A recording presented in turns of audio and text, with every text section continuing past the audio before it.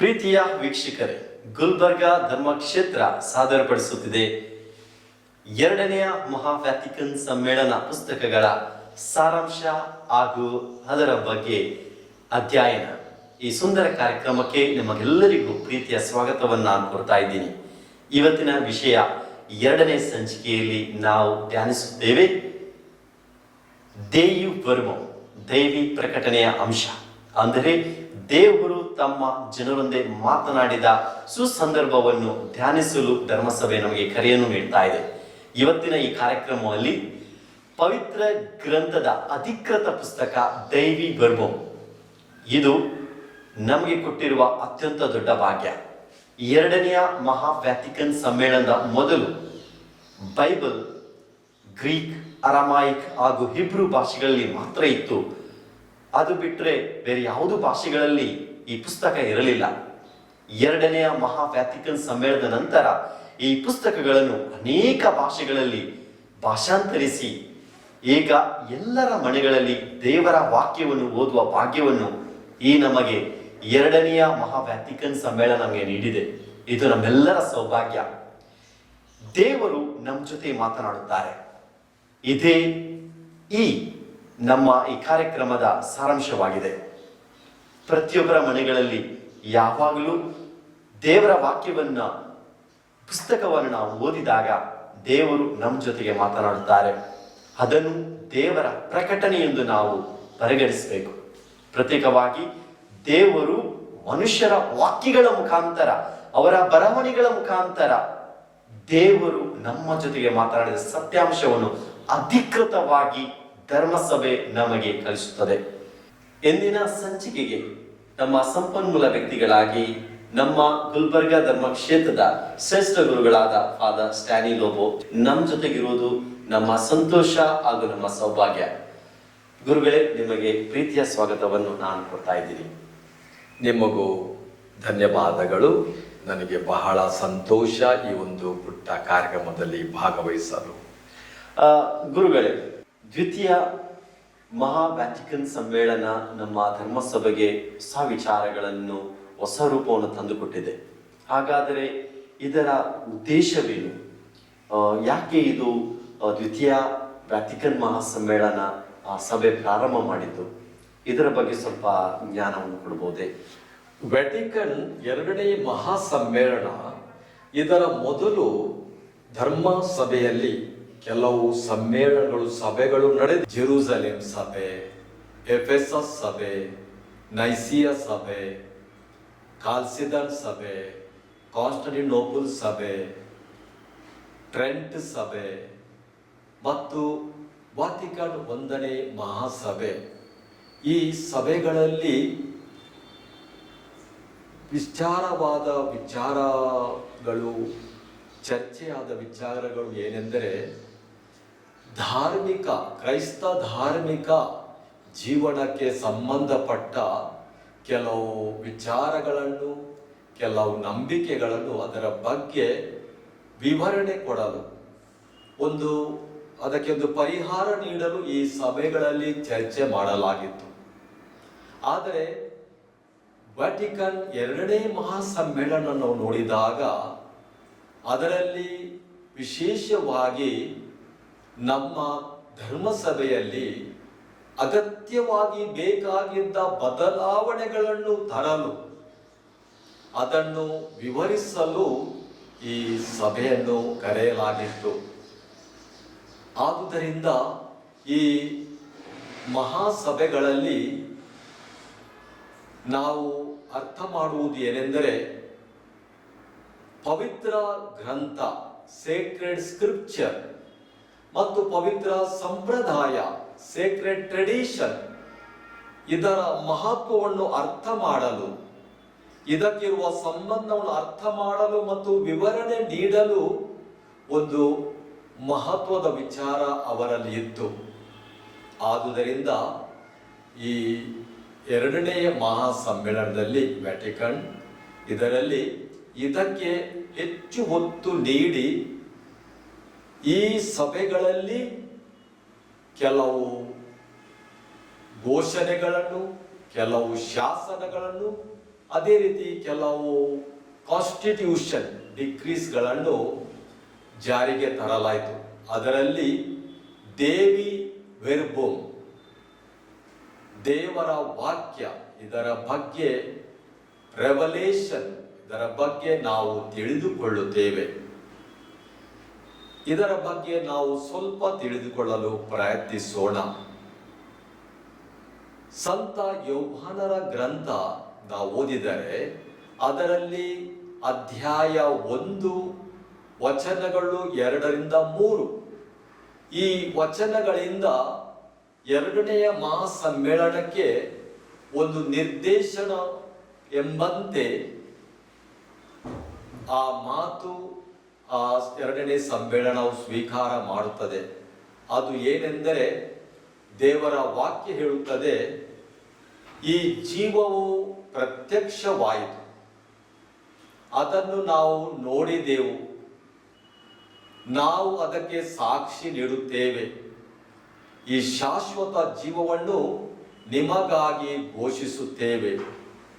ಈ ಜೀವ ಪಿತ ದೇವರಲ್ಲಿತ್ತು, ಇವಾಗ ಈ ಜೀವವು ನಮಗೆ ಪ್ರತ್ಯಕ್ಷವಾಯಿತು. ನಾವು ಕಂಡಿರುವುದನ್ನು, ನೋಡಿರುವುದನ್ನು ಎಲ್ಲವನ್ನು ನಿಮಗೆ ನಾವು ಘೋಷಿಸುತ್ತೇವೆ. ನಮ್ಮ ಜೊತೆ ನೀವು ಕೂಡ ಆ ದೇವರ ವಾಕ್ಯದಲ್ಲಿ ಅನ್ಯೋನ್ಯತೆಯಲ್ಲಿ ಬಾಳಲು. ಅನ್ಯೋನ್ಯತೆ ಏನೆಂದರೆ ಪಿತ ದೇವರೊಡನೆ ಮತ್ತು ಯೇಸು ಕ್ರಿಸ್ತರೊಡನೆ. ಆದ್ದರಿಂದ ಈ ಜೀವ, ಈ ಸತ್ಯ, ಈ ದೇವರ ವಾಣಿ, ರೆವಲೇಷನ್, ದೇಯಿ ವೆರ್ಬೋಮ್, ದೇವರ ವಾಕ್ಯದ ಮುಖಾಂತರ ನಮಗೆ ವ್ಯಾಟಿಕನ್ 2ನೇ ಮಹಾಸಮ್ಮೇಳನವು ನಮಗೆ ಅದರ ಅರ್ಥವನ್ನು ಮತ್ತು ಉಪನ್ಯಾಸವನ್ನು, ಬೋಧನೆಯನ್ನು ಅಧಿಕೃತ ಅಧಿಕಾರಿತ ಬೋಧನೆಯಿಂದ ನಮಗೆ ತಿಳಿಸುತ್ತಾ ಇದೆ. ಆದ್ದರಿಂದ ಈ ಒಂದು ದೇವರ ವಾಕ್ಯ, ರೆವಲೇಷನ್, ಸ್ವಪ್ರಕಟಣೆ, ದೇವರ ಸ್ವಪ್ರಕಟಣೆ ಹೇಳುತ್ತೇವೆ, ಅದು ಅಂತಿಮವಾಗಿ ಪ್ರಭು ಯೇಸು ಕ್ರಿಸ್ತರಲ್ಲಿ ಅದು ಸಂಪೂರ್ಣತೆಯನ್ನು ಹೊಂದಿದೆ ಎಂಬುದಾಗಿ. ಧನ್ಯವಾದಗಳು ಗುರುಗಳೇ. ನೀವು ಪ್ರತ್ಯೇಕವಾಗಿ ದ್ವಿತೀಯ ಮಹಾ ವ್ಯಾಟಿಕನ್ ಸಮ್ಮೇಳನದ ಮುಖ್ಯ ಉದ್ದೇಶಗಳನ್ನು ಹೇಳಿದ್ದೀರಿ. ಏಕೆಂದರೆ ದೇವರ ವಾಕ್ಯ ಪ್ರತಿಯೊಬ್ಬರಿಗೆ ಅದು ಸಿಗಬೇಕು ಅನ್ನೋ ಉದ್ದೇಶ ಇತ್ತು. ಹಾಗಾದರೆ ಸ್ವಪ್ರಕಟಣೆ, ದೈವಿ ಸ್ವಪ್ರಕಟಣೆ ಎಂದರೇನು, ಅದರ ಬಗ್ಗೆ ಸ್ವಲ್ಪ ಮಾಹಿತಿಯನ್ನು ಕೊಡ್ಬೋದೆ? ದೇವರ ವಾಕ್ಯ ಅಂತ ಹೇಳುವಾಗ ಈ ವ್ಯಾಟಿಕನ್ ಮಹಾಸಮ್ಮೇಳನ ತೆಗೆದುಕೊಂಡ ವಿಚಾರ ದೇಯಿ ವೆರ್ಬೋಮ್, ರೆವಲೇಷನ್, ಸ್ವಪ್ರಕಟಣೆ.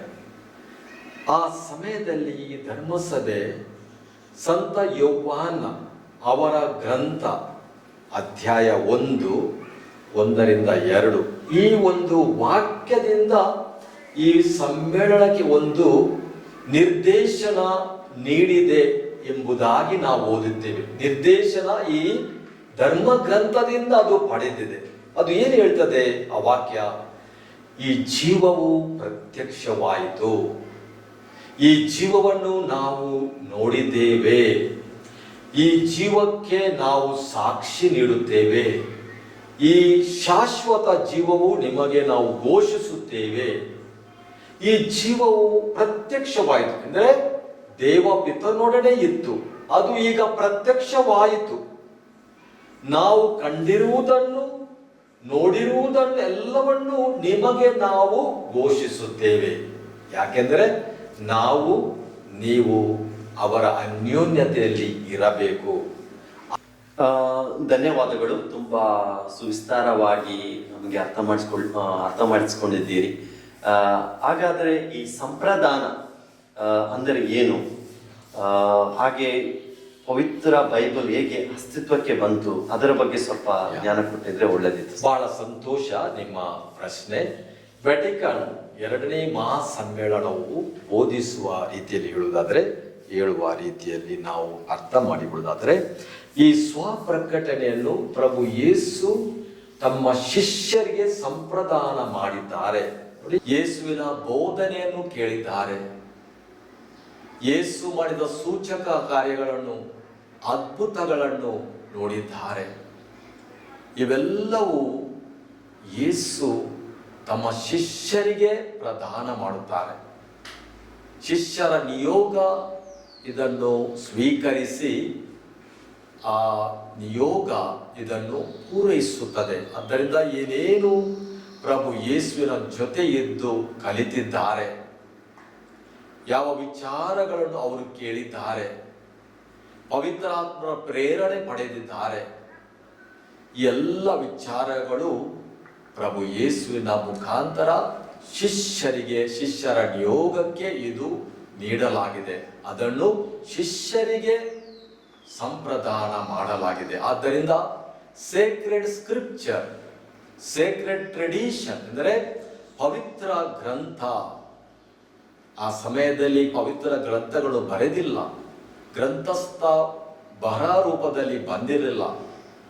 ಆ ಪವಿತ್ರ ಗ್ರಂಥ ಮತ್ತು ಪವಿತ್ರ ಸಂಪ್ರದಾಯ ಇವೆಲ್ಲವೂ ಮೌಖಿಕವಾಗಿ ಒಂದು ಸಮುದಾಯದ ಮತ್ತೊಂದು ಸಮುದಾಯಕ್ಕೆ ಅವರು ನೀಡುತ್ತಿದ್ದರು. ಇದು ಪ್ರೇಷಿತರು ಈ ಸೇವೆ ಮಾಡುತ್ತಿದ್ದರು.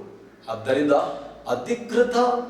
ಅಧಿಕಾರಯುತವಾಗಿ ಪ್ರೇಷಿತರು ಈ ಒಂದು ಸೇವೆ ಮಾಡುತ್ತಾ ಇದ್ದರು. ಆದ್ದರಿಂದ ನಾವು ಹೇಳ್ತೇವೆ, ಪವಿತ್ರ ಗ್ರಂಥ, ಪವಿತ್ರ ಸಂಪ್ರದಾಯ ಎರಡನ್ನೂ ಅವರು ಬಹಳ ಒಂದು ಡೆಪಾಸಿಟ್ ಆಫ್ ಫೇತ್, ನಮ್ಮ ವಿಶ್ವಾಸದ ನಿಧಿ ಎಂಬುದಾಗಿ ಸ್ವೀಕರಿಸಿ ಅದನ್ನು ಅವರು ಮುಂದುವರಿಸಿದರು. ಅದೇ ಪ್ರಕಾರ ಅವರ ಅನುಯಾಯಿಗಳು ಕೂಡ ಈ ಪ್ರೇಷಿತರ ಈ ಒಂದು ನಿಯೋಗವನ್ನು ಅವರು ಪೂರೈಸಿದರು. ಆದ್ದರಿಂದ ಎರಡನೇ ವ್ಯಾಟಿಕನ್ ಸಮ್ಮೇಳನದಲ್ಲಿ ಪವಿತ್ರ ಗ್ರಂಥ ಮತ್ತು ಪವಿತ್ರ ಸಂಪ್ರದಾಯ ಇವುಗಳಿಗೆ ಏನು ಸಂಬಂಧ ಇದೆ,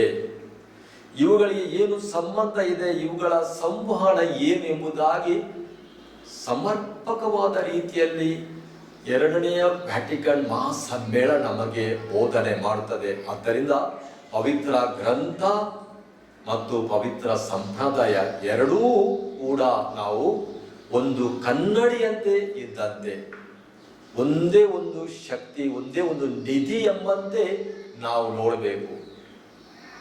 ಬೇರೆ ಬೇರೆಯಾಗಿ ಅವರು ಇದ್ರೂ ಕೂಡ ಅವರು ಸಮಗ್ರವಾಗಿ ಈ ಒಂದು ವಿಶ್ವಾಸದ ನಿಧಿಯನ್ನು ಅವರು ಮುಂದುವರಿಸುತ್ತಾರೆ. ಆದ್ದರಿಂದ ಇದನ್ನು ಮುಂದುವರಿಸುವಾಗ ಇದು ಈಗ ಪವಿತ್ರ ಗ್ರಂಥ ಒಂದು ಗ್ರಂಥಸ್ಥ ರೂಪದಲ್ಲಿ ನಾವು ಕಾಣುತ್ತೇವೆ. ಅದು ಪವಿತ್ರಾತ್ಮರ ಪ್ರೇರಣೆಯಿಂದ ಈ ಗ್ರಂಥ ರೂಪದಲ್ಲಿ ನಾವು ನೋಡುತ್ತೇವೆ. ಆದ್ದರಿಂದ ಒಂದು ಕಡೆ ಸೇಕ್ರೆಡ್ ಸ್ಕ್ರಿಪ್ಚರ್, ಇನ್ನೊಂದು ಕಡೆ ಸೇಕ್ರೆಡ್ ಟ್ರೆಡಿಷನ್, ಮತ್ತೊಂದು ಕಡೆ ಮ್ಯಾಜಿಸ್ಟೇರಿಯಂ ಆಫ್ ದ ಚರ್ಚ್ ಎಂದರೆ official teaching office of the church, ಅಧಿಕೃತವಾಗಿ ಅಧಿಕಾರಯುತದಿಂದ ಬೋಧನೆ ಮಾಡುವ ಒಂದು ಆಫೀಸ್. ಧರ್ಮಸಭೆಯಲ್ಲಿ ಯೇಸು ಕ್ರಿಸ್ತರ ಪ್ರೇಷಿತರ ಉತ್ತರಾದಿಗಳಾದಂಥ ನಮ್ಮ ಧರ್ಮಾಧ್ಯಕ್ಷರುಗಳು ಅದು ನಡೆಸಿಕೊಂಡು ಬರುತ್ತಾರೆ. ಆದ್ದರಿಂದ ಧರ್ಮಾಧ್ಯಕ್ಷರು ಈ ಕೆಲಸವನ್ನು, ಸೇವೆಯನ್ನು ಮುಂದುವರಿಸುತ್ತಾ ಇದ್ದಾರೆ. ಮತ್ತು ಈ ವಿಶ್ವಾಸದ ನಿಧಿ, ಆ ಸತ್ಯವನ್ನು, ಆ ಬೋಧನೆಯ ಸತ್ಯವನ್ನು, ಅದರ ವಿಶ್ವಾಸದ ನಂಬಿಕೆಗೆ ಪಾತ್ರರಾದ ವಿಚಾರಗಳನ್ನು ಅದು ಪವಿತ್ರಾತ್ಮ ಪ್ರೇರಣೆಯಲ್ಲಿ ನಮಗೆ ಕಾಲ ಕಾಲಕ್ಕೆ ಬೋಧಿಸುತ್ತಾ ಇದೆ, ಕಾಲ ಕಾಲಕ್ಕೆ ನಮಗೆ ತಿಳಿಸುತ್ತಾ ಇದೆ. ಆದ್ದರಿಂದ ಈ ಮ್ಯಾಜಿಸ್ಟೇರಿಯಂ ಎಂದರೆ ಅಧಿಕಾರಯುತ ಬೋಧನಾ ಒಂದು ಆಫೀಸ್ ನಮ್ಮ ಧರ್ಮಸಭೆಯಲ್ಲಿ ಇದೆ. ತನ್ನ ಕೆಲಸವನ್ನು ಅದು ಮುಂದುವರಿಸುತ್ತದೆ. ಅದನ್ನೇ ನಾವು ವ್ಯಾಟಿಕನ್ ಎರಡನೇ ಸಮ್ಮೇಳನದಲ್ಲಿ ನಾವು ಕೇಳುತ್ತೇವೆ.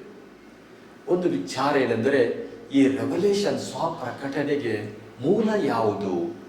Sources. Is there a source to know the revolution? Source ಯಾವುದು, ಮೂಲ ಯಾವುದು? ಒಂದು ಪ್ರಶ್ನೆ, ಒಂದು ಸಾಧಾರಣ ಒಂದು ಪ್ರಶ್ನೆ ನಾವು ಕೇಳ್ಬೋದು. ಇದಕ್ಕೆ ಸೇಕ್ರೆಡ್ ಸ್ಕ್ರಿಪ್ಚರ್, ಸೇಕ್ರೆಡ್ ಟ್ರೆಡಿಷನ್, ಪವಿತ್ರ ಗ್ರಂಥ, ಪವಿತ್ರ ಸಂಪ್ರದಾಯ ಎಂಬುದು ಎರಡು ಬೇರೆ ಬೇರೆ ಅಲ್ಲ. ಅದನ್ನು ಒಂದೇ ಸೋರ್ಸ್, ಓನ್ಲಿ ಸೋರ್ಸ್, ಒಂದೇ ಮೂಲ ಅಂತ ನಾವು ಅರ್ಥ ಮಾಡಿಕೊಳ್ಳೋದು. ಅದರಿಂದ ಅದರಲ್ಲಿ ಸ್ವಲ್ಪ ಇದರಲ್ಲಿ ಸ್ವಲ್ಪ ಆ ರೀತಿ ಅಲ್ಲ. ಅದು ಎರಡೂ ಕೂಡ ಅದೊಂದು ಕನ್ನಡಿ ಇದ್ದಂತೆ. ಅದು ಸಮಗ್ರವಾಗಿ ಆ ಒಂದು ಸತ್ಯವನ್ನು ನಮಗೆ ಬೋಧಿಸುತ್ತದೆ. ಆದ್ದರಿಂದ ಅದು ಮೂಲ. ಆ ಮೂಲದಿಂದ ನಾವು ಸ್ವಪ್ರಕಟಣೆಯನ್ನು ನಾವು ತಿಳಿದುಕೊಳ್ಳುತ್ತೇವೆ, ಅರ್ಥ ಮಾಡಿಕೊಳ್ಳುತ್ತೇವೆ. ಆದ್ದರಿಂದ ಮುಂದೆ ನಾವು ಮ್ಯಾಜಿಸ್ಟೇರಿಯಂ ಇದರ ಬಗ್ಗೆ ಹೇಳುವುದಾದರೆ, ನಮಗೆ ಧರ್ಮಸಭೆಯಲ್ಲಿ ಬೋಧಿಸುವ ಅಧಿಕಾರ ಇರುವ ಗುರುಗಳು, ಬೋಧಕರೆಂದರೆ ಅವರು ಘನ ಬೋಧಕರು, ಪ್ರೇಷಿತರ ಉತ್ತರಾಧಿಕಾರಿಗಳು ಆದಂಥ ನಮ್ಮ ಪೋಪ್ ಗುರುಗಳು ಮತ್ತು ಅವರ ಜೊತೆ ಧರ್ಮಾಧ್ಯಕ್ಷರುಗಳು ಎಲ್ಲರೂ ಕೂಡಿ ಮ್ಯಾಜಿಸ್ಟೇರಿಯಂ ಆಗ್ತಾರೆ. ಅವರು ನಮಗೆ ಬೋಧನೆ ಮಾಡುತ್ತಾರೆ. ವಿಶ್ವಾಸವನ್ನು ಕಾಪಾಡಿಕೊಂಡು, ಸತ್ಯಗಳನ್ನು ಕಾಪಾಡಿಕೊಂಡು, ವಿಶ್ವಾಸದ ನಿಧಿಯನ್ನು ಕಾಪಾಡಿಕೊಂಡು ಕಾಲ ಕಾಲಕ್ಕೆ ನಮಗೆ ವಿಶ್ವಾಸ ಜೀವನಕ್ಕೆ, ದೇವರಲ್ಲಿ ವಿಧಿಯ ಜೀವನಕ್ಕೆ, ದೇವರಲ್ಲಿ ನಿತ್ಯ ಜೀವ ಪಡೆಯಲಿಕ್ಕೆ ನಮಗೆ ಅವರು ಬೋಧನೆ ಮಾಡುತ್ತಾರೆ, ಮಾರ್ಗದರ್ಶನ ಮಾಡುತ್ತಾ ಬರ್ತಾರೆ. ಧನ್ಯವಾದಗಳು. ಪ್ರತ್ಯೇಕವಾಗಿ ಏನು ಜನರು ತಮ್ಮ ಪ್ರೇಷಿತರು ಅರ್ಥ ಮಾಡಿಕೊಂಡಿದ್ದಾರೆ, ಅದನ್ನು ದಾನವಾಗಿ ಅವರು ಕೊಟ್ಟಿದ್ದಾರೆ, ಅದು ಉಳಿದಿದೆ. ಆದರೆ ಈ ದೈವಿ ಪ್ರಕಟಣೆಯ ಮೂಲ ಯಾವುದು? ಸರಿ, ಈ ದೈವಿ ಪ್ರಕಟಣೆ, ಸ್ವಪ್ರಕಟಣೆಯನ್ನು ತಿಳಿಯಲು ಸೋರ್ಸ್ ಯಾವುದು? What is the primary source ಎಂದರೆ ಏನು? ಎಷ್ಟು ಸೋರ್ಸ್ಗಳಿವೆ, ಎಷ್ಟು ಮೂಲಗಳಿವೆ ಅಂತ ಒಂದು ಪ್ರಶ್ನೆ ನಮಗೆ ಉದ್ಭವವಾಗ್ಬೋದು. ಆದರೆ ವ್ಯಾಟಿಕನ್ ಮಹಾಸಮ್ಮೇಳನ ಹೇಳುವುದೆಂದರೆ ಒಂದೇ ಒಂದು ಸೋರ್ಸ್, ಅದು ಸೇಕ್ರೆಡ್ ಸ್ಕ್ರಿಪ್ಚರ್, ಪವಿತ್ರ ಗ್ರಂಥ, ಅದು ಪವಿತ್ರ ಸಂಪ್ರದಾಯ. ಎರಡೂ ಇವೆ, ಆದರೆ ಅವು ಎರಡೂ ಕೂಡ ಬೇರೆ ಬೇರೆ ಅಲ್ಲ. ಎರಡು ಬೇರೆ ಸೋರ್ಸ್, ಬೇರೆ ಮೂಲಗಳಲ್ಲ. ಅದು ಒಂದೇ ಮೂಲ. ಇದರಲ್ಲಿ ಸ್ವಲ್ಪ ಇದೆ, ಇದರಲ್ಲಿ ಸ್ವಲ್ಪ ಇದೆ ಅಂತ ಅರ್ಥ ಅಲ್ಲ. ಎರಡೂ ಕೂಡ ಒಂದು ಕನ್ನಡಿ ಇದ್ದಂತೆ ಧರ್ಮಸಭೆಗೆ. ಧರ್ಮಸಭೆ ನೋಡುವ ಒಂದು ಕನ್ನಡಿ. ಆದ್ದರಿಂದ ಇದು ಸಮಗ್ರವಾಗಿ ಮತ್ತು ಪ್ರತ್ಯೇಕವಾಗಿ ಅದರ ಅಸ್ತಿತ್ವ ಇದೆ. ಆದ್ದರಿಂದ ಸೋರ್ಸು, ಮೂಲ ಒಂದೇ. ನೋಡಿ, ಒಂದೇ. ಆ ಒಂದೇ ಮೂಲದಿಂದ ನಾವು ದೇವಿ ವೆರ್ಬು, ಈ ರೆವಲೇಷನ್, ಸ್ವಪ್ರಕಟಣೆ ನಾವು ಅರ್ಥ ಮಾಡ್ತೇವೆ. ಅದಕ್ಕೆ ಪೂರಕವಾಗಿಯೇ ನಾವು ಕೇಳುತ್ತೇವೆ ಈ ಸೇಕ್ರೆಡ್ ಸ್ಕ್ರಿಪ್ಚರ್, ಪವಿತ್ರ ಗ್ರಂಥ, ಪವಿತ್ರ ಸಂಪ್ರದಾಯ. ಆದ್ದರಿಂದ ನಾವು ಆರಂಭದಲ್ಲಿ ಕೇಳ್ತೇವೆ, ಪವಿತ್ರ ಸಂಪ್ರದಾಯ ಈ ಸತ್ಯವನ್ನು ಎಷ್ಟು ಕಠಿಣವಾಗಿ ಸರಿಯಾಗಿ ಇದು ಬೋಧನೆ ಮಾಡುತ್ತದೆ. ಸಂಪ್ರದಾಯ, ಸೇಕ್ರೆಡ್ ಸ್ಕ್ರಿಪ್ಚರ್ ನಮಗೆ ಅರ್ಥ ಆಗ್ತದೆ, ಆದರೆ ಸಂಪ್ರದಾಯ ಎಷ್ಟು ಸ್ಪಷ್ಟವಾದ ನಿಲುವು ಕೊಡುತ್ತದೆ. ಆ ಸ್ಪಷ್ಟವಾದ ನಿಲುವು, ಪರಿಶುದ್ಧತೆ, ಸತ್ಯತೆ, ಬೋಧನೆ ಸರಿಯಾದ ರೀತಿಯಲ್ಲಿ ಅದು ನೀಡುತ್ತದೆ ಎಂಬುದನ್ನೇ ಮಹಾಸಮ್ಮೇಳನ ನಮಗೆ ತಿಳಿಸುತ್ತದೆ. ಆದ್ದರಿಂದ ಸೇಕ್ರೆಡ್ ಸ್ಕ್ರಿಪ್ಚರ್, ಸೇಕ್ರೆಡ್ ಟ್ರೆಡಿಷನ್ ಎರಡೂ ನಾವು ಕೇಳ್ತೀವಿ. ಅದರ ನಂತರ ಮ್ಯಾಜಿಸ್ಟೇರಿಯಂ ಅಂತ ಒಂದು ಅಧಿಕೃತ, ಅಧಿಕಾರಯುತ ಬೋಧನಾ ಒಂದು ಆಫೀಸ್ ನಮ್ಮ ಧರ್ಮಸಭೆಯಲ್ಲಿದೆ. ಅವರು ಎಲ್ಲ ಪ್ರೇಷಿತರ ಉತ್ತರಾಧಿಕಾರಿಗಳು, ಧರ್ಮಾಧ್ಯಕ್ಷರು, ಪೋಪ್ ಗುರುಗಳ ಜೊತೆ ಅವರೆಲ್ಲರೂ ಕೂಡಿ ಈ ಸತ್ಯಗಳ ಬೋಧನೆಯನ್ನು ಅವರು ನೀಡುತ್ತಾರೆ. ಇದನ್ನು, ಈ ಡೆಪಾಸಿಟ್ ಆಫ್ ಫೇತ್ ಅವರು ಕಾಪಾಡುತ್ತಾರೆ, ಅವರು ಅರ್ಥ ಮಾಡುತ್ತಾರೆ, ಅವರು ವಿವರಿಸುತ್ತಾರೆ. ಅವರು ಅದಕ್ಕೆ ಮೇಲೆ ಅಲ್ಲ, ಅದರ ಸೇವೆ ಮಾಡುತ್ತಾರೆ.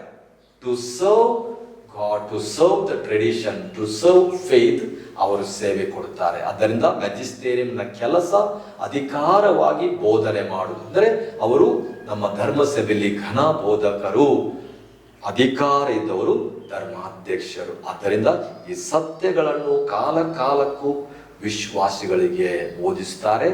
ವಿಶ್ವಾಸಿಗಳು ನಂಬಿ ವಿಧೇಯರಾಗಿ ಅವರ ಜೀವನದಲ್ಲಿ ಆದರ್ಶರಾಗಿ ಈ ಶುಭ ಸಂದೇಶ ಸಾರುವ, ಪ್ರಸರಿಸುವ ಕೆಲಸದಲ್ಲಿ ಅವರೂ ಸಹಕಾರಿಯಾಗುವಂತೆ ಅವರು ಮಾಡ್ತಾರೆ. ದೇವರು ತಮ್ಮನ್ನು ಪ್ರಕಟಿಸಿದ್ದಾರೆ. ಹಾಗಾದರೆ ನಮ್ಮ ಪ್ರತಿಕ್ರಿಯೆ ಏನು? ದೇವರು ಪ್ರಕಟಿಸಿದ್ದಾರೆ ನಮಗೆ, ನಾವೇನು ಪ್ರತಿಕ್ರಿಯೆಯನ್ನು ಕೊಡ್ಬೋದು? ದೇವರ ವಾಕ್ಯ ನಮ್ಮ ಜೀವನದಲ್ಲಿ ನಾವು ಹೇಳ್ತೀವಿ ಒಂದು ವಿಶೇಷ ಸ್ಥಾನ ಪಡೆದಿದೆ. ದೇವರ ವಾಕ್ಯ ಕೇಳುವಾಗ ಮೊಟ್ಟ ಮೊದಲಾಗಿ ನಾವೊಂದು ಜವಾಬು ಕೊಡಬೇಕು. ನಮ್ಮಿಂದೊಂದು ಪ್ರತಿಕ್ರಿಯೆ ದೇವರು ಅಪೇಕ್ಷಿಸ್ತಾರೆ. ಯಾವ ರೀತಿ ದೇವರು ಮಾತನಾಡುವಾಗ ಅವರ ಮೌನ ಮುರಿಯುತ್ತಾರೆ. He breaks the silence and speaks to us. God speaks to us. ದೇವರು ನಮ್ಮ ಜೊತೆ ಮಾತನಾಡುವಾಗ ಅವರ ವಾಕ್ಯ ನಾವು ಕೇಳುತ್ತೇವೆ. ಈ ವಾಕ್ಯ ಕೇಳುವಾಗ ಈ ವಾಕ್ಯಕ್ಕೆ ಯಾವ ಪ್ರತಿಕ್ರಿಯೆ ರೆಸ್ಪಾನ್ಸ್ ನಾವು ಕೊಡಬೇಕು? ನಮ್ಮಿಂದೊಂದು ಪ್ರತಿಕ್ರಿಯೆ ದೇವರು ಅಪೇಕ್ಷಿಸ್ತಾರೆ. ಯಾವ ರೀತಿ ದೇವರು ಮಾತನಾಡುವಾಗ ಅವರ ಮೌನ ಮುರಿಯುತ್ತಾರೆ. He breaks the silence and speaks to us. God speaks to us. ದೇವರು ನಮ್ಮ ಜೊತೆ ಮಾತನಾಡುವಾಗ ನಾವು ಅವರಿಗೆ ಜವಾಬು ಕೊಡಬೇಕು, ಉತ್ತರ ಕೊಡಬೇಕು. ಅದು ವಿಧೇಯತೆಯಲ್ಲಿ, ನಂಬಿಕೆಯಲ್ಲಿ. ನಂಬಿದವರು ನೋಡಿ, ನಾವು ಕೇಳುತ್ತೇವೆ, ಆಲಿಸ್ತೇವೆ, ನಂಬಿ ಅದರಿಂದ ನಾವು ಭರವಸೆ ಹೊಂದುತ್ತೇವೆ. ಭರವಸೆ ದೇವರ ವಾಕ್ಯದ ಮೇಲೆ. ಈ ಭರವಸೆಯಿಂದ ನಾವು ಪ್ರೀತಿ ಜೀವನ ನಡೆಸ್ತೇವೆ. ದೇವರ ವಾಕ್ಯಕ್ಕೆ ನಾವು ಕೊಡುವ ಒಂದು ಏನು ಹೇಳ್ತೀವಿ ಜವಾಬು, ಅದಕ್ಕೆ ನಾವು ಹೇಳ್ತೇವೆ ನರೇಟಿವ್. ಅಂದರೆ ನಾವು ದೇವರ ವಾಕ್ಯಕ್ಕೆ ನಮಗೆ ಅರ್ಥ ಆಗುವುದಿಲ್ಲ, ಅದನ್ನು ನರೇಟಿವ್, ಅದನ್ನು ವಿವರಿಸ್ತಾರೆ ಬೋಧಕರು, ಘನಬೋಧ ಅದನ್ನು ವಿವರಿಸುತ್ತಾರೆ. ನಾನೇ ಹೋಗಿ ವಿವರಿಸಲಿಕ್ಕೆ ಅರ್ಥ ಮಾಡಲಿಕ್ಕೆ ಆಗುವುದಿಲ್ಲ. ಅದಕ್ಕೆ ನಮಗೆ ಘನಬೋಧಕರು, ಬೋಧಕರು, ಅಧಿಕಾರದ ಬೋಧಕರು, ಬೋಧನೆ ಮಾಡುವವರು, ಅವರು ಅದನ್ನು ವಿವರಿಸುತ್ತಾರೆ. ನೋಡಿ, ಆ ವಿವರವೇ ರೆಸ್ಪಾನ್ಸ್, ಉತ್ತರ. ಒಂದು. ಎರಡನೇದ್ದು ಏನು ಹೇಳ್ತೀವಿ, ಅದು ಇವೋಕಿಂಗ್. ಅಂದರೆ ನಮ್ಮಲ್ಲಿ ಒಂದು ಬದಲಾವಣೆ, ಹೃದಯಾಂತರ ಒಂದು ಪರಿವರ್ತನೆ ಆಗಲಿಕ್ಕೆ ಅದು ಸಹಾಯ ಮಾಡ್ತದೆ. ನಾವು ಕೇಳಿದವರು ನೋಡಿ, ಯೇಸು ಮಾತನಾಡ್ತಾರೆ, ಅವರ ಮಾತುಗಳನ್ನು ಕೇಳಿದವರು ಅದನ್ನು ನಾವು ಕೇಳ್ತೇವೆ, ಕೇಳಿದವರು ನಂಬುತ್ತಾರೆ. ನೋಡಿ, ಅದರ ಹೃದಯದಲ್ಲಿ ಒಂದು ಪರಿವರ್ತನೆ, ಇವೋಕಿಂಗ್. ಅದು ತಾನಾಗಿಯೇ ಒಂದು ಇವೋಕ್ ಆಗ್ತದೆ. ಅಂದರೆ ಇವೋಕಿಂಗ್ ಅದು ಮನಸ್ಸಿನಿಂದ, ಹೃದಯದ ಮೌನದಿಂದ ನಾವು ಅವರ ಜೊತೆ ಇರ್ತೇವೆ, ಅವರ ಮಾತು ಕೇಳ್ತೇವೆ, ವಾಕ್ಯಗಳು. Third is transformative. ಅದರ ಟ್ರಾನ್ಸ್ಫಾರ್ಮೇಟಿವ್ ಅಂದರೆ ನಮ್ಮ ಜೀವನದ ಬದಲಾವಣೆ.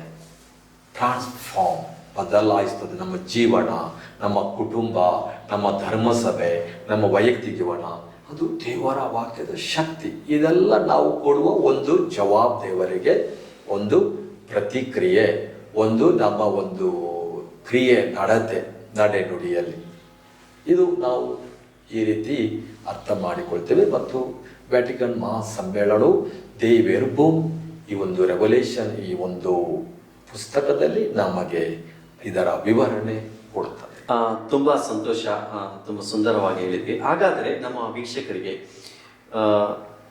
ಈ ದೇವರ ವಾಕ್ಯದ ಪ್ರಾಮುಖ್ಯತೆ ಹಾಗೂ ಇದನ್ನು ತಮ್ಮ ಕುಟುಂಬಗಳಲ್ಲಿ ಹೇಗೆ ಅದನ್ನು ಉಪಯೋಗಿಸಬಹುದು, ಅದರ ಪ್ರೇರಣೆಯನ್ನು ಹೇಗೆ ಅವರು ಪಡಿಬಹುದು? ಬಹಳ ಸಂತೋಷವಾಯಿತು. ಈ ದೇವರ ವಾಕ್ಯದ ಬಗ್ಗೆ ಒಂದು ಕೆಲವು ಪ್ರಾಮುಖ್ಯವಾದ ನಮ್ಮ ಜೀವನಕ್ಕೆ ಸಂಬಂಧಪಟ್ಟ ವಿಚಾರಗಳ ಬಗ್ಗೆ ತಾವು ಕೆಲವು ಮಾಹಿತಿ ಕೇಳಿದ್ದೀರಿ. ಖಂಡಿತವಾಗಿಯೂ ದೇವರ ವಾಕ್ಯ ನಮ್ಮ ಜೀವನದ ಕೇಂದ್ರವೆಂದು ಹೇಳ್ತೇವೆ. The centre, God is the centre of our life ಅಂತ ಹೇಳ್ತೇವೆ. ದೇವರ ವಾಕ್ಯ ದಾರಿದೀಪ. ಅದರಿಂದಲೇ ನಾವು ಕೇಳ್ತೇವೆ, ಇದು ಓಟದಂತೆ, race. Word of God is like a race. ನೋಡಿ, ಪೇತ್ರ ಓಡಿ ಹೋದ, ಯೋಹಾನ ಓಡಿ ಹೋದ, ಫಿಲಿಪ್ಪ ನೋಡಿ ಅವನು ಏನು ಮಾಡ್ತಾನೆ, ಅವನು ಓಡಿ ಹೋಗಿ ಇಥಿಯೋಪಿಯಾದ ಆ ಅರಸ ಅಧಿಕಾರಿ ಜೊತೆ ಕೂತ್ಕೊಂಡು ದೇವರ ವಾಕ್ಯ ಅವರಿಗೆ ನೆನಪಿಸಿ ಅದರ ಜ್ಞಾನವನ್ನು, ಅದರ ಬೆಳಕನ್ನು ಅವರಿಗೆ ಕೊಡುವುದು. ಅದರಿಂದ ದೇವರ ವಾಕ್ಯ ಸಾರುವುದು, ಅದಕ್ಕೆ ವಿರಾಮ ಇಲ್ಲ, ಅದಕ್ಕೆ ಒಂದು ವಿಶ್ರಾಂತಿ ಅಂತಿಲ್ಲ. ಅದು ಕೆಲಸ ಮಾಡ್ತದೆ, ನಿರಂತರ, ಶಾಶ್ವತ. ನನ್ನ ವಾಕ್ಯಗಳು ನಶಿಸಿ ಹೋಗುವುದಿಲ್ಲ. ಭೂಮಿ ಆಕಾಶಗಳು ನಶಿಸಿ ಹೋಗುತ್ತವೆ, ಆದರೆ ನನ್ನ ವಾಕ್ಯ ಶಾಶ್ವತ, ನಶಿಸಿ ಹೋಗುವುದಿಲ್ಲ ಎಂಬುದಾಗಿ ಪ್ರಭು ಯೇಸುವಿನ ವಾಕ್ಯ ನಾವು ಕೇಳುತ್ತೇವೆ. ಆದ್ದರಿಂದ ದೇವರ ವಾಕ್ಯ ನಿರಂತರ. ಈ ವಾಕ್ಯದ ನಾವು ಪ್ರೀತಿಸೋಣ, ಈ ವಾಕ್ಯದ ಪ್ರೇರಣೆ ನಾವು ಪಡೆಯೋಣ. ಈ ವಾಕ್ಯ ನಮ್ಮ ಕುಟುಂಬಗಳಲ್ಲಿ ಹೆಚ್ಚು ನಾವು ಗಮನ ಕೊಡೋಣ. ನಮ್ಮ ಪ್ರಾರ್ಥನೆಯಲ್ಲಿ ಈ ವಾಕ್ಯವನ್ನು ಓದಿ ಅದರ ಧ್ಯಾನ ಮಾಡೋಣ. ಈ ವಾಕ್ಯದ ಶಕ್ತಿ ಪಡೆಯೋಣ, ಪ್ರೇರಣೆ ಪಡೆಯೋಣ. ನಾವು ಚರ್ಚಿಗೆ ಹೋಗುವಾಗ, ಗುಡಿಗೆ ಹೋಗುವಾಗ, ನಮ್ಮ ಕೇಂದ್ರಗಳಿಗೆ ಹೋಗುವಾಗ ನಾವು ಈ ನಮ್ಮ ಪವಿತ್ರ ಗ್ರಂಥವನ್ನು ನಾವು ತೆಗೆದುಕೊಂಡು ಹೋಗೋಣ. ಆ ಗ್ರಂಥದ ವಾಕ್ಯಗಳನ್ನು ಪ್ರೀತಿಸೋಣ. ಅದೇ ಇವ್ಯಾಂಜಲಿಸ್ಟ್ ಹೇಳ್ತೇವೆ, ಯೇಸುವಿನ ವಾಕ್ಯ ಸಾರಲು.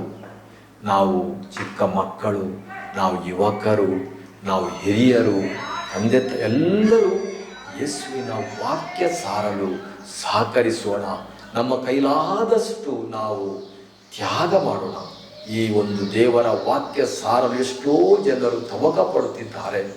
ಎಷ್ಟೋ ಜನರು ತಮ್ಮ ಜೀವನವನ್ನು, ನಮ್ಮೆಲ್ಲ ಏನು ಹೇಳ್ತೀವಿ, ಅವರ ಜೀವನದ ಏನು ಉಳಿತಾಯ ಉಂಟು, ಏನು ಸ್ವಲ್ಪ ಉಳಿತಾಯ ಮಾಡಿದ ಅವೆಲ್ಲವನ್ನು ಮೀಸಲಿಡುತ್ತಾರೆ, ತ್ಯಾಗ ಮಾಡುತ್ತಾರೆ. ಇದು ದೇವರ ವಾಕ್ಯಕ್ಕೆ, ದೇವರ ವಾಕ್ಯ ಸಾರಲಿಕ್ಕೆ ಎಂಬುದು. ಆದ್ದರಿಂದ ನಾವು ದೇವರ ವಾಕ್ಯಕ್ಕೆ ಹೆಚ್ಚು ಪ್ರಾಧಾನ್ಯತೆ ಕೊಡೋಣ.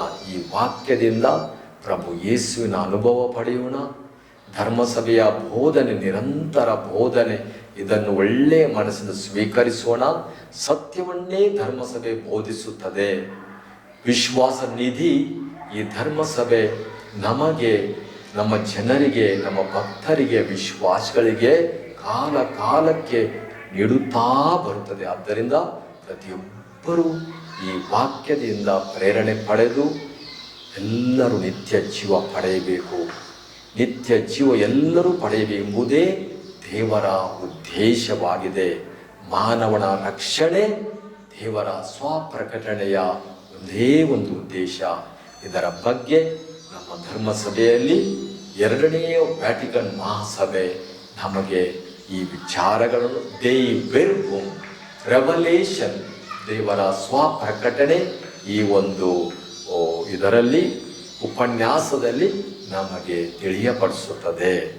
ಧನ್ಯವಾದಗಳು ಫಾದರ್ ಸ್ಟ್ಯಾನಿಯರ್ ಅವರೇ. ಪ್ರತ್ಯೇಕವಾಗಿ ನಮ್ಮ ವೀಕ್ಷಕರಿಗೆ ದೈವ ವಾಕ್ಯ ಇದರ ಬಗ್ಗೆ ಪ್ರತ್ಯೇಕವಾಗಿ ಅಧಿಕೃತ ಗ್ರಂಥವಾಗಿರುವ ಈ ಪುಸ್ತಕದ ಮೇಲೆ ವಿಶೇಷವಾದ ಜ್ಞಾನವನ್ನು ನಮಗೆ ತಿಳಿಸಿದ್ದೀರಿ. ನಿಮಗೆ ಧನ್ಯವಾದಗಳನ್ನು ಸಲ್ಲಿಸ್ತೇವೆ. ಧನ್ಯವಾದಗಳು ನಿಮಗೆ. ಪ್ರಿಯ ವೀಕ್ಷಕರೇ, ನಾವು ಇಷ್ಟರ ತನಕ ದೈವಿ ವಾಕ್ಯ ಇದರ ಬಗ್ಗೆ ನಾವು ಕೇಳಿದ್ದೇವೆ. ಇದು ಕಥೋಲಿಕ ಧರ್ಮಸಭೆ ಅಂದರೆ 2ನೇ ಮಹಾ ವ್ಯಾಟಿಕನ್ ಸಮ್ಮೇಳನ ನಮಗೆ ಕೊಟ್ಟಿರುವ ಒಂದು ಅಧಿಕೃತವಾದ ಒಂದು ಪುಸ್ತಕ. ಇದರ ಬಗ್ಗೆ ನಾವು ಜ್ಞಾನವನ್ನು ಅರಿದಿದ್ದೇವೆ, ವಿಷಯಗಳನ್ನು, ಹೊಸ ವಿಚಾರಗಳನ್ನು ನಾವು ಕಂಡಿದ್ದೇವೆ. ಪ್ರತ್ಯೇಕವಾಗಿ ನಿಮಗೂ ಕೂಡ ಧನ್ಯವಾದಗಳನ್ನು ಸಲ್ಲಿಸ್ತೇವೆ. ನಮ್ಮ ಮುಂದಿನ ಭೇಟಿ ಬರುವ ವಾರದಲ್ಲಿ ನಮ್ಮ ಧರ್ಮಕ್ಷೇತ್ರದ ಕುಲಪತಿಯಾಗಿರುವ ಫಾದರ್ ಫ್ರೆಡ್ರಿಕ್ ಡಿಸೋಜರ್ ಅವರು ಸಂಪ್ರದಾಯ ಹಾಗೂ ಸಂಪ್ರದಾನ ಈ ವಿಷಯ ಬಗ್ಗೆ ಅವರು ಚರ್ಚೆಯನ್ನು ಮಾಡಲಿಕ್ಕಿದೆ. ಪ್ರತ್ಯೇಕವಾಗಿ ಈ ಕಾರ್ಯಕ್ರಮಕ್ಕೆ ನಿಮಗೆ ಸ್ವಾಗತವನ್ನು ನಾನು ಕೊಡ್ತಿದ್ದೀನಿ. ಭೇಟಿಯಾಗೋಣ ಮುಂದಿನ ಸಂಚಿಕೆಯಲ್ಲಿ. ಧನ್ಯವಾದಗಳು.